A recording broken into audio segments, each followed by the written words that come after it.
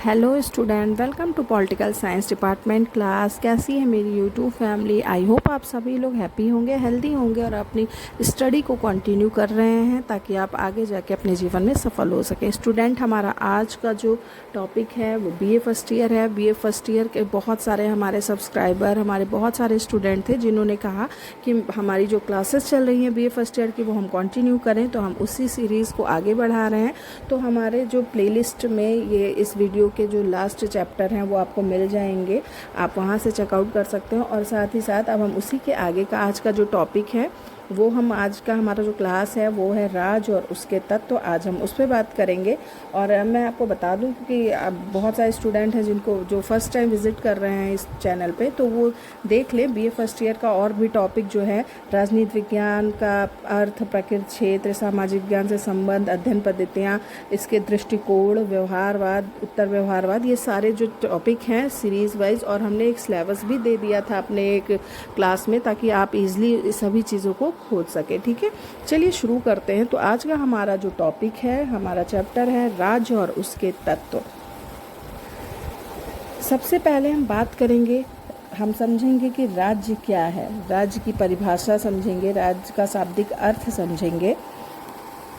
तो सबसे पहले तो हमें समझना होगा कि राज्य का शाब्दिक अर्थ। स्टूडेंट, राज्य शब्द अंग्रेजी भाषा के स्टेट शब्द का हिंदी रूपांतरण है। जैसे आप सब लोग जानते हैं ना कि राज्य को इंग्लिश में स्टेट कहते हैं, तो वो स्टेट शब्द का हिंदी रूपांतरण है। राज्य की जो उत्पत्ति है वो लैटिन भाषा के स्टेटस शब्द से हुई है। स्टेटस का शाब्दिक अर्थ क्या होता है? सामाजिक स्तर। यानी कि स्टेट शब्द का मतलब उस महान संस्था से है जो गौरवशाली हो। यानी कि समय परिवर्तन के साथ स्टेट से बने स्टेट शब्द को राज्य के अर्थ में उपयोग किया जाने लगा। ठीक है, आप सभी को पता है, जैसे कि आप बीए फर्स्ट ईयर में हैं तो अगर आप पॉलिटिकल साइंस आपने चुना है तो आपको इन सभी चीज़ों की बारीकियों को समझना होगा। तो आप सबको पता है कि जैसे कि राजनीति विज्ञान की जो उत्पत्ति है वो कहाँ पे हुई? यूनान में हुई। और इसका विकास कहाँ पे हुआ? यूरोप में हुआ। ठीक है, ये चीज़ आप ज़रूर ध्यान रखिएगा क्योंकि अगर आप पढ़ रहे हैं तो इसके बेसिक चीज़ें जो हैं वो चीज़ें भी आपको पता होनी चाहिए। तो जैसे कि हमने आपको इसके अर्थ के विषय में, शाब्दिक अर्थ के विषय में बताया, तो अब हम इसकी परिभाषा आपको बताएंगे। स्टूडेंट देखिए, परिभाषा के बारे में एक चीज़ बताना चाहती हूँ कि जो विद्वान होते हैं वो अपने समय, जिसको हम बोलते हैं देश, काल और परिस्थिति के हिसाब से वो परिभाषाएं देते हैं। और जिसको आपको समझना चाहिए कि किस समय कौन सी परिभाषा थी, तो उस समय वहाँ का क्या समय चल रहा था, कैसी स्थिति थी, सामाजिक, आर्थिक, इन सभी चीज़ों का बहुत असर पड़ता है। तो इसीलिए हम आपको अब जो परिभाषा है वो थोड़ा आपको बहुत ही विस्तार से समझाने की कोशिश कर रहे हैं। तो इसको हम कुछ पार्ट में बांट देंगे, जैसे प्राचीन विचारकों ने क्या कहा, आधुनिक विचारक क्या कहते हैं। तो आपको ये चीज़ पता चल जाएगी कि उस समय से अब तक में कैसे कैसे अंतर आते गए। ठीक है, तो प्राचीन विचारकों के हिसाब से प्राचीन विचारक राज्य के दो लक्षण मानते हैं। पहला, राज्य व्यक्तियों का एक समुदाय है और दूसरा, राज्य व्यक्तियों के सुख और लाभ के लिए बना हुआ एक सबसे श्रेष्ठ समुदाय है। तो इसी विचारधारा के आधार पर अरस्तु ने कहा कि ये परिभाषा भी याद कर लीजिएगा, आपके एग्जाम में पूछा जा सकता है कि ऐसे परिभाषा आ जाए और फिर किसका परिभाषा है, तो आप बता सकते हैं। अरस्तु ने कहा कि राज्य परिवारों और ग्रामों का एक समुदाय है जिसका उद्देश्य पूर्ण और आत्मनिर्भर जीवन की प्राप्ति है। मैं एक बार फिर से परिभाषा बोल देती हूँ। अरस्तु ने कहा कि राज्य परिवारों और ग्रामों का एक समुदाय है जिसका उद्देश्य पूर्ण और आत्मनिर्भर जीवन की प्राप्ति है। ठीक है, तो अरस्तु ने ये कहा। बोंदा ने कहा कि राज्य परिवारों का एक संघ है जो किसी सर्वोच्च शक्ति और तर्क बुद्धि के द्वारा शासित होता है। ठीक है, बोंदा ने कहा। फिर सिसरो ने कहा, अब हम इस समय भी प्राचीन विचारकों के आपको विचार बता रहे हैं, परिभाषा बता रहे हैं। तो प्राचीन उसमें सिसरो ने कहा कि राज्य उस समुदाय को कहते हैं जिसमें ये भावना विद्यमान हो कि सब मनुष्यों को उस समुदाय के लाभों को परस्पर साथ मिलकर उपयोग करना है। ठीक है, तो हमने प्राचीन विचारकों को देखा। अब हम आधुनिक समय की कुछ परिभाषाओं को देखेंगे। स्टूडेंट, जैसे कि पता है, अब ये चीज़ क्लियर हो गई कि जो हमारे पुराने विचारक थे उनके हिसाब से राज्य को व्यक्तियों का एक समुदाय कहा गया है, लेकिन जो आधुनिक विचारक हैं उनके अनुसार केवल व्यक्तियों से ही राज्य का निर्माण नहीं हो जाता।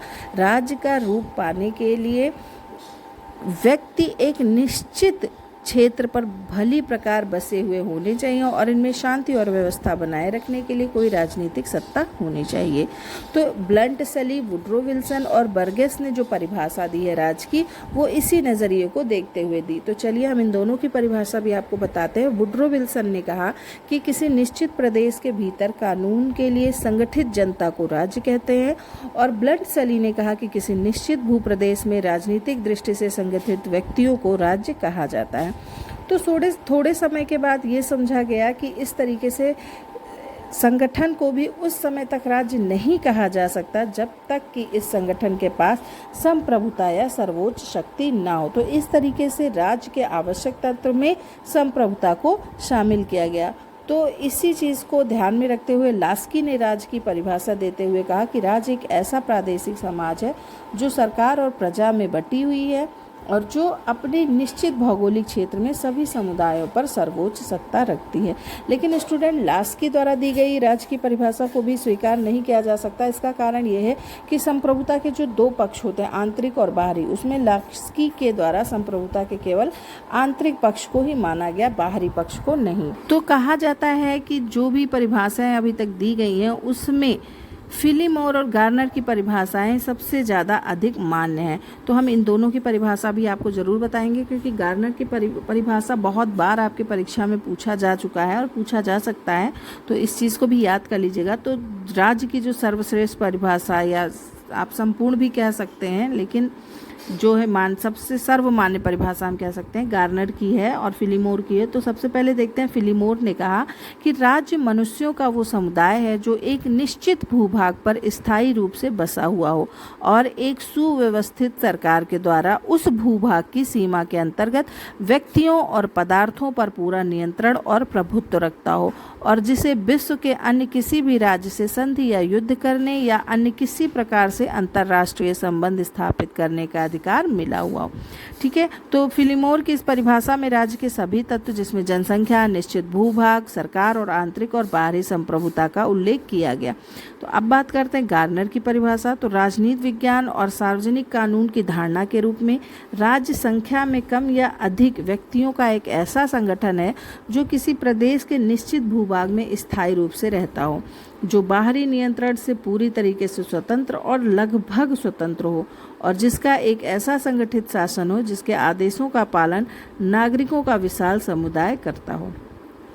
स्टूडेंट, गार्नर की जो ये परिभाषा है, इसमें राज्य के चारों तत्वों, जनसंख्या, भूमि, शासन और संप्रभुता का पूरी तरीके से उल्लेख है। ठीक है, तो राज्य कम या अधिक व्यक्तियों का एक ऐसा संगठन, इसमें पहला तत्व जनसंख्या का उल्लेख है। दूसरा, इन्होंने कहा एक निश्चित भूभाग में स्थायी रूप में रहता हो, तो इसमें भूभाग का उल्लेख हो गया। और राज्य के तीसरे तत्व शासन का संकेत, जिसका एक ऐसा संगठित शासन हो, इस वाक्य में हमें मिलता है। तो इस तरीके से जिसके आदेशों का पालन नागरिकों का विशाल समुदाय करता हो, तो इन शब्दों में संप्रभुता के आंतरिक पक्ष जो बाहरी नियंत्रण से पूरी तरह से स्वतंत्र या लगभग स्वतंत्र हो, तो इन शब्दों में संप्रभुता के बाहरी पक्ष का उल्लेख हो जाता।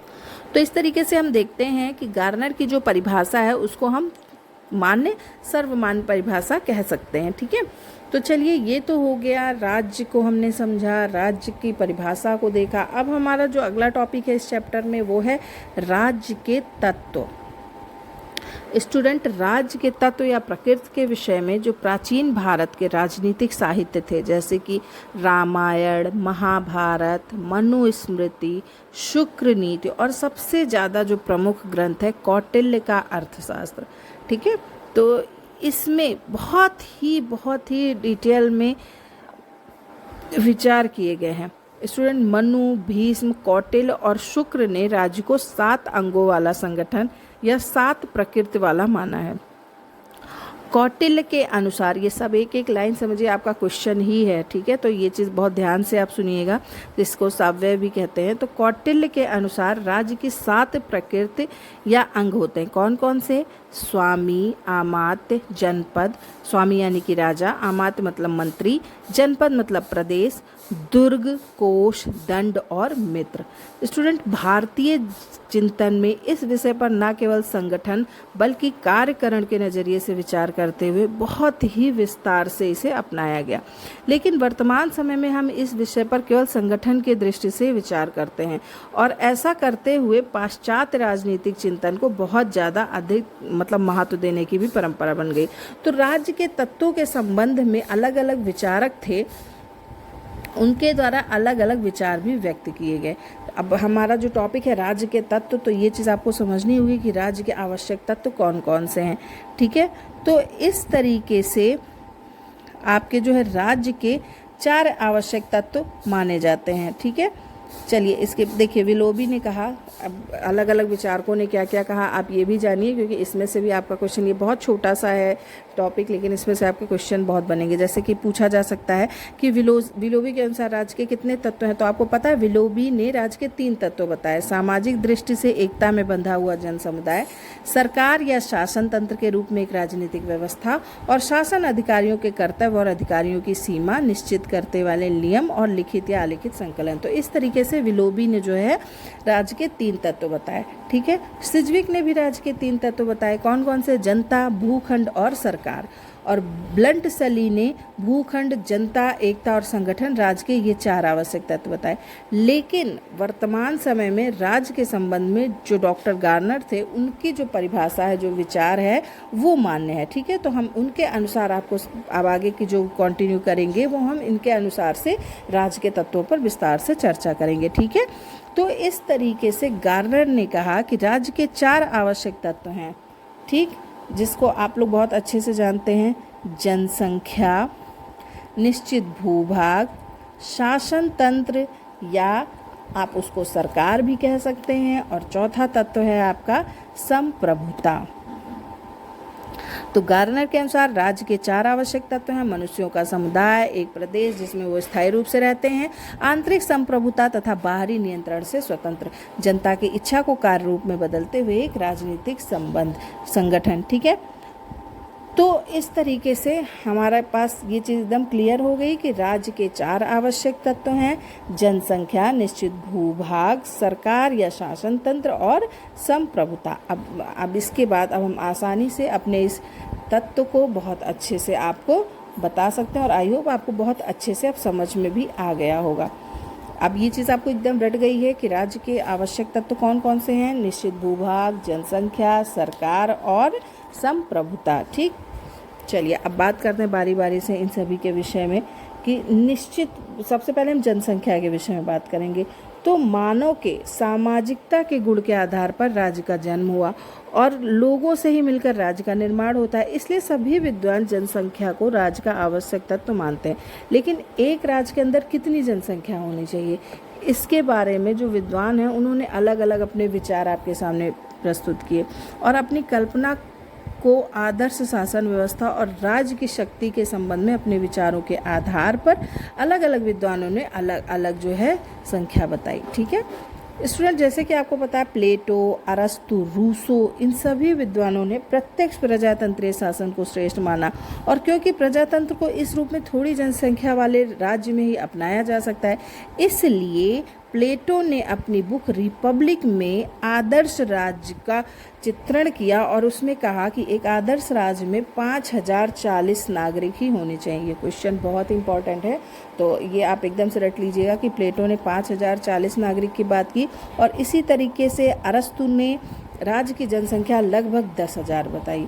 दूसरी तरफ हिटलर, मुसोलिनी और सारे जो विद्वान हैं उन्होंने कहा कि राज्य एक शक्ति है और ये शक्ति ठीक तरीके से काम कर सके, इसके लिए ज़रूरी है कि इसमें अधिकतम संख्या होनी चाहिए, ठीक है। तो बस कहने का मतलब ये है कि ये सारी चीज़ें डिपेंड करती हैं कि जो प्रदेश है उसका क्षेत्रफल कितना है, भूभाग कितना है, वहाँ का एनवायरनमेंट कैसा है, वहाँ की जो मतलब सुरक्षा, शासन शक्ति, इन सभी चीज़ों का असर पड़ता है।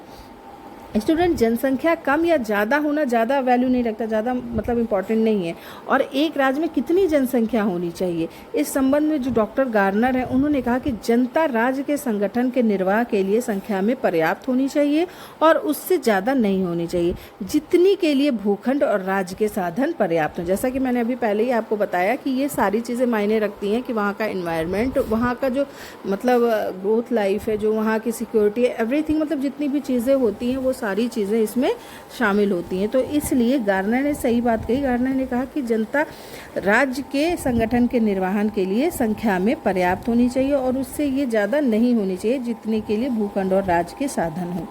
ठीक है स्टूडेंट, व्यवहार में जहाँ एक तरफ भारत, चीन, रूस और अमेरिका जैसे करोड़ों जनसंख्या वाले राज्य हैं, तो दूसरी तरफ सैन मैरिनो, मोनाको जैसे राज्य में जिनकी संख्या बहुत ही कुछ हजार में ही है। ठीक है, तो जनसंख्या के संबंध में संख्या की अपेक्षा गुण का जो प्रश्न है वो ज़्यादा इंपॉर्टेंट है, क्योंकि जनता के स्वरूप पर ही राज्य का स्वरूप निर्भर करता है। इसलिए राज्य की सुस्थिरता और सांस्कृतिक संपन्नता के लिए जरूरी है कि राज्य के नागरिक शारीरिक, मानसिक, नैतिक और आध्यात्मिक नजरिए से स्वस्थ हो। ठीक है, इसी को ध्यान में रखते हुए अरस्तु ने कहा कि श्रेष्ठ नागरिक ही श्रेष्ठ राज्य का निर्माण कर सकते हैं, इसलिए यह आवश्यक है कि नागरिक चरित्रवान हो। ठीक, तो चलिए अब आई होप आपको ये समझ में आ गया होगा। जनसंख्या राज्य के आवश्यक तत्व में जनसंख्या बहुत इंपॉर्टेंट है। आप ये चीज़ याद रखिएगा कि प्लेटो ने 5040 की मतलब संख्या दी थी और अरस्तु ने लगभग 10,000 बताई थी। ठीक है, चलिए अब दूसरा तत्व है राज्य का हमारा, वो क्या है? निश्चित भूभाग। स्टूडेंट देखिए, इसके विषय में मैं बताना चाहूँगी कि राज्य के आवश्यक तत्व के रूप में भूमि का मतलब केवल भू क्षेत्र से ही नहीं, बल्कि इसके अंतर्गत वो सभी प्राकृतिक साधन भी शामिल होते हैं जो किसी देश को स्थल, जल और वायु से मिले हों। यानी कि किसी राज्य में नदियाँ, सरोवर, झीलें, खनिज पदार्थ, तट से 12 मील तक का समुद्र, वायुमंडल सभी भूमि के ही अंतर्गत आते हैं। ये चीज़ आपको मैंने इसलिए क्लियर कर दी ताकि आप ये ना समझे कि केवल एक मतलब मैदान टाइप का या ऐसा कुछ नहीं। इसके अंतर्गत जो है किसी देश में मतलब ये सारी चीज़ें भी शामिल होती हैं। राज्य में विद्यमान नदियाँ, सरोवर, झील, खनिज पदार्थ, समुद्र, वायुमंडल, ये सभी चीज़ें भूमि के ही अंतर्गत आती हैं। ठीक है, तो राज्य की भूमि का विस्तार कितना होना चाहिए, इस संबंध में विद्वानों ने जो है अलग अलग मतभेद किए, बहुत सबने अलग अलग विचार प्रस्तुत किए। तो प्लेटो, अरस्तु और डी टॉकविले और रूसो के अनुसार राज्य का क्षेत्र कम ही होना चाहिए, लेकिन वर्तमान जो परिस्थितियां हैं उसमें राज्य का क्षेत्र कम होना थोड़ा हानिकारक समझा जाता है। तो आज राज्यों का विशाल आकार शक्ति का साधन बन गया और जन सामान्य विशाल राज्यों के पक्ष में है। स्टूडेंट, इसके अलावा कम क्षेत्र वाले राज्य आर्थिक नजरिए से भी आत्मनिर्भर नहीं हो सकते हैं। संघवाद की व्यवस्था के कारण भी सामान्य बहुमत बड़े राज्यों के पक्ष में हो गया है। ठीक है, तो हम जब बात कर रहे हैं निश्चित भूभाग की, तो इस पे हम इस समय चर्चा कर रहे हैं कि भूभाग कितना होना चाहिए। जैसे जनसंख्या है वैसे ही भूभाग की भी एक कल्पना है कि ये कितनी होनी चाहिए जिससे लोग अपने आदर्श को प्राप्त कर सके। ठीक है, तो इस तरीके से राज्य का जो भी क्षेत्र हो वो सारा क्षेत्र अच्छे तरीके से संबंधित होना चाहिए और राज्य के बीच, टुकड़ों के बीच किसी तरीके की प्राकृतिक बाधा या दूसरे राज्य का क्षेत्र नहीं होना चाहिए। ठीक है, तो इस तरीके से अगर हम निश्चित भूभाग की बात करते हैं तो राज्य के लिए एक निश्चित भूभाग होना बहुत ही ज़्यादा ज़रूरी है। निश्चित भूभाग राज्य का दूसरा आवश्यक तत्व है। स्टूडेंट, जनसंख्या की तरह निश्चित भूभाग के बिना भी राज्य की कल्पना नहीं की जा सकती है। ब्लंट सली ने कहा कि राज्य की शक्ति का आधार जनसंख्या है, इसका भौतिक आधार भूमि है। जनता तब तक है जब तक निश्चित भूभाग या क्षेत्र हो। इसी के लिए गिलक्राइस्ट ने कहा कि बिना निश्चित भूखंड के कोई भी राज्य संभव नहीं हो सकता, इसलिए राज्य के अस्तित्व के लिए एक निश्चित भूभाग होना आवश्यक है। स्टूडेंट, कोई घुमक्कड़ कबीलों का अपना नेता सरदार होने पर भी उसे राज्य नहीं कहा जा सकता। इस संबंध में विवाद है और ये दावे के साथ नहीं कहा जा सकता कि ये भूभाग कितना होना चाहिए। तो इस तरीके से हम बता सकते हैं आपको कि जो है वो चीज़ें व्यवस्थित होनी चाहिए और साथ ही साथ एक दूसरे से संबंधित होनी चाहिए और किसी भी तरीके से प्राकृतिक बाधा या किसी दूसरे राज्य का क्षेत्र नहीं होना चाहिए। तो ये हो गया हमारा दूसरा जो तत्व है राज्य का, वो है निश्चित भूभाग। अब हम बात करेंगे शासन तंत्र या सरकार की। तो जैसे कि आपको पता है, मानव समूह एक निश्चित क्षेत्र में जिस उद्देश्य को पाने के लिए संगठित होता है, वो उद्देश्य उस समय तक पूरा नहीं हो सकता जब तक इन व्यक्तियों का जीवन कुछ नियमों द्वारा नियमित न हो, और सरकार ही वो संस्था या साधन है जो इन उद्देश्यों को पूरा कर सकती है। इसके अलावा सरकार ही राज्य में बसे हुए जन समुदायों की इच्छा को कार्य रूप में बदल सकती है। सरकार के अभाव में सभी लोग अपने अपने हितों की भाषा में अलग अलग तरीके से बोलेंगे और कोई भी निश्चित मत पर नहीं पहुंच सकेगा। इस तरीके से सरकार राज्य का बहुत ही महत्वपूर्ण तत्व है। स्टूडेंट, सरकार का कोई ऐसा निश्चित रूप नहीं है जो सभी राज्यों को मान्य हो। सरकार राजतंत्रात्मक, कुलीन तंत्रात्मक या प्रजातंत्रात्मक किसी भी तरीके की हो सकती है, लेकिन वर्तमान समय में प्रजातंत्रात्मक सरकार दूसरे प्रकार की सरकारों की अपेक्षा अधिक लोकप्रिय मानी जाती है। ठीक है, तो ये हो गया हमारा तीसरा तत्व,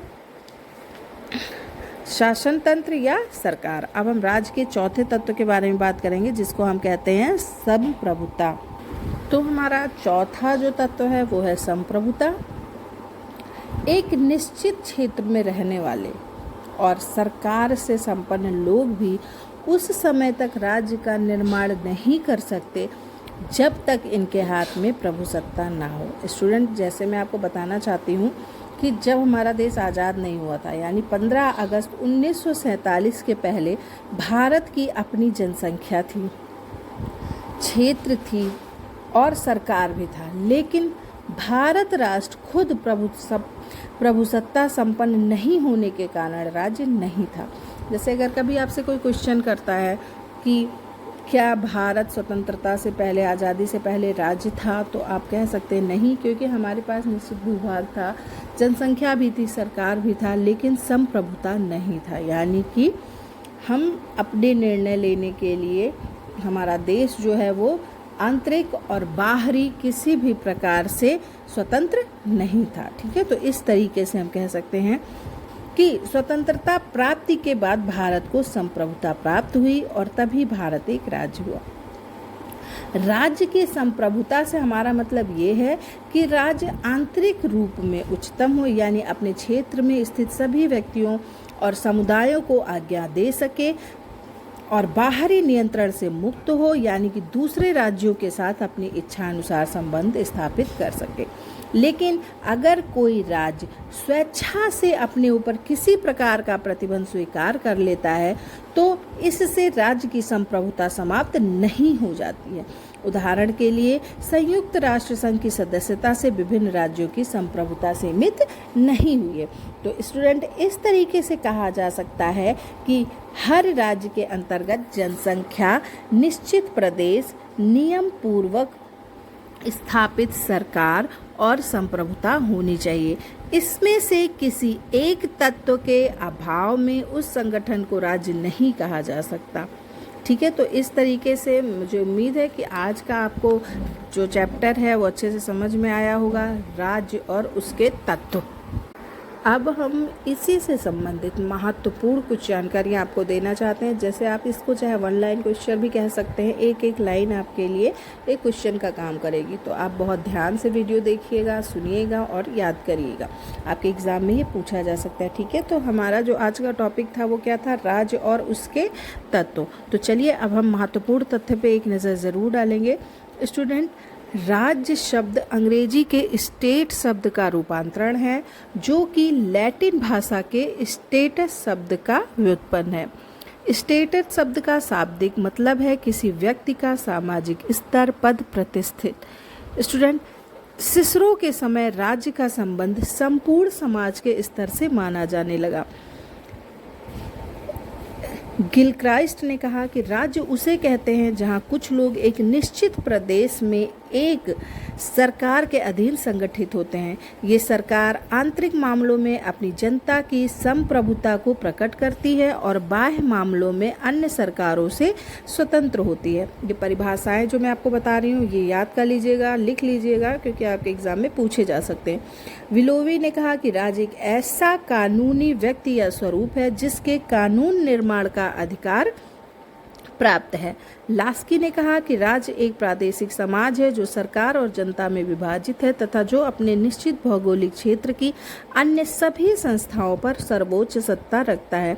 गार्नर ने कहा राजनीतिक विज्ञान और सार्वजनिक कानून की धारणा के रूप में राज्य व्यक्तियों के उस अल्पसंख्यक या बहुसंख्यक या संगठन को कहते हैं जो एक निश्चित भूप्रदेश में निवास करता हो, जिसकी एक संगठित सरकार हो जो बाह्य नियंत्रण से पूरी तरह या प्रायः स्वतंत्र हो और जिसकी आज्ञा का पालन अधिकांश जनता स्वाभाविक रूप से करती हो। अरस्तु ने कहा राज्य परिवारों और ग्रामों का एक संघ है जिसका उद्देश्य पूर्ण तथा आत्मनिर्भर जीवन की प्राप्ति है। सिसरो ने कहा कि राज्य समाज के उन अनेक व्यक्तियों को कहते हैं जो कि अधिकार, सुविधाओं और लाभों के पारस्परिक उपयोग की भावना से प्रेरित होकर एक दूसरों से संबद्ध हैं। ठीक है। ब्लंड सली ने कहा किसी निश्चित भूप्रदेश में राजनीतिक दृष्टि से संगठित व्यक्तियों को राज्य कहा जाता है।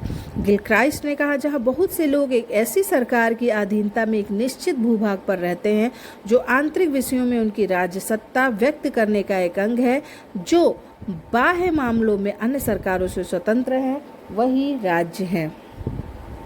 गार्नर ने राज्य के चारों तत्वों का वर्णन किया: संप्रभुता, सरकार, जनसंख्या और निश्चित भूभाग। मैकाइवर ने कहा कि रक्त संबंध से समाज का जन्म होता है और समाज से राज्य का जन्म होता है। राज्य केवल राजनीतिक कार्यों से ही संबंधित है। बार्कर ने कहा कि उद्देश्य की दृष्टि से राज्य का अस्तित्व महान, किंतु एक ही उद्देश्य के लिए समाज के अस्तित्व उनके उद्देश्यों के लिए हैं, जिनमें कुछ महान और कुछ साधारण होते हैं, लेकिन जो समस्त रूप से अत्यंत गंभीर और व्यापक होते हैं। स्टूडेंट, अरस्तु का कहना है कि राज्य का अस्तित्व मानव के सजीवन के लिए है। प्लेटो की रिपब्लिक में प्रतिपादित आदर्श राज्य की संकल्पना परंपरागत राजनीति विज्ञान का श्रेष्ठतम उदाहरण है।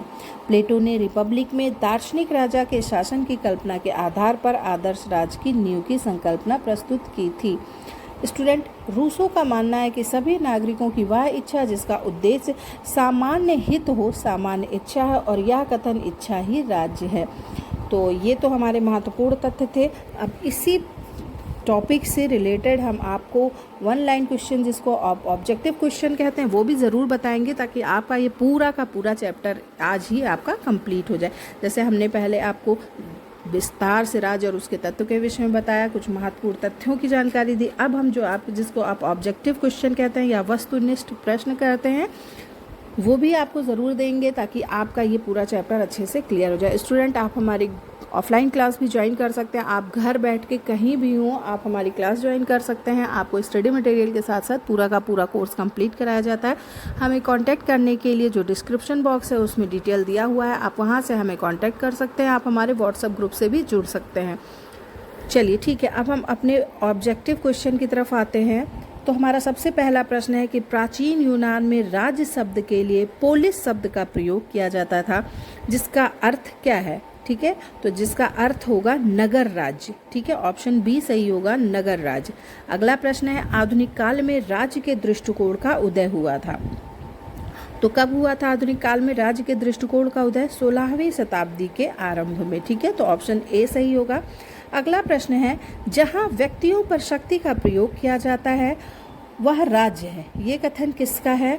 जहां व्यक्तियों पर शक्ति का प्रयोग किया जाता है वो राज्य है, ये कथन किसका है? तो ऑप्शन सी सही होगा, मैकियावेली। अगला प्रश्न राज्य के बाहर रहने वाला व्यक्ति या तो देवता है या पशु, यह कथन किसका है? तो हमारा ऑप्शन सी सही होगा, अरस्तु। नेक्स्ट क्वेश्चन, आधुनिक विचारकों के अनुसार राज्य का कौन सा तत्व आवश्यक है?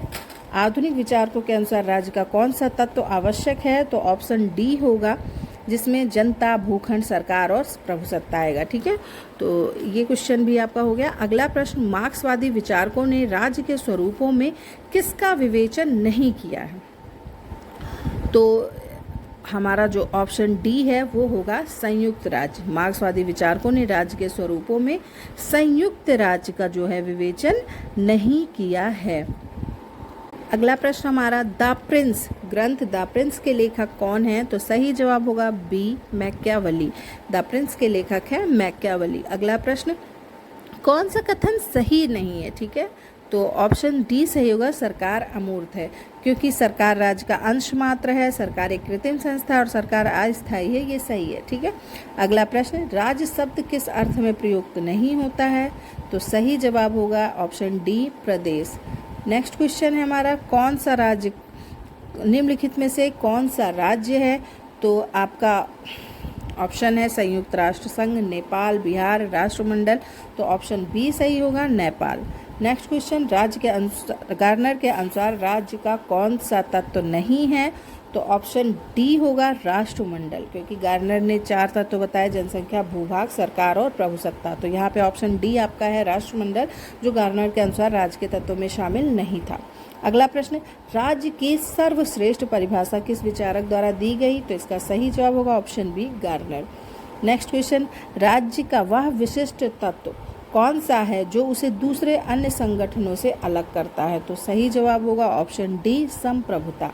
नेक्स्ट क्वेश्चन, सरकार किसका आवश्यक तत्व है? तो सही जवाब होगा राज्य का।